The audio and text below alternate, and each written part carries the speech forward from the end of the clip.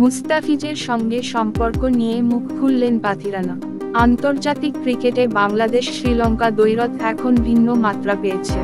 এশিয়ার এই দুই প্রতিদ্বন্দ্বীর ম্যাচ মানেই এখন বাড়তি উন্মাদনা। বাংলাদেশের মাটিতে সর্বশেষ সিরিজেও তেমন চিত্র দেখা গেছে। দুই দেশের দুই তারকা পেসার মাথিসা পাথিরানা ও মুস্তাফিজুর রহমান আইপিএলে খেলছেন একই দলের হয়ে। সম্প্রতি নিজেদের মধ্যকার সম্পর্ক নিয়ে কথা বলেছেন চেন্নাই সুপার কিংসের লঙ্কান তরুণ পেসার। চেন্নাইয়ের গেল আসরের শিরোপাজয়ী দলের সদস্য মাথিসা পাথিরানা। ধোনিদের চ্যাম্পিয়ন হওয়ার পথে গুরুত্বপূর্ণ ভূমিকা ছিল লঙ্কান এই পেসারের।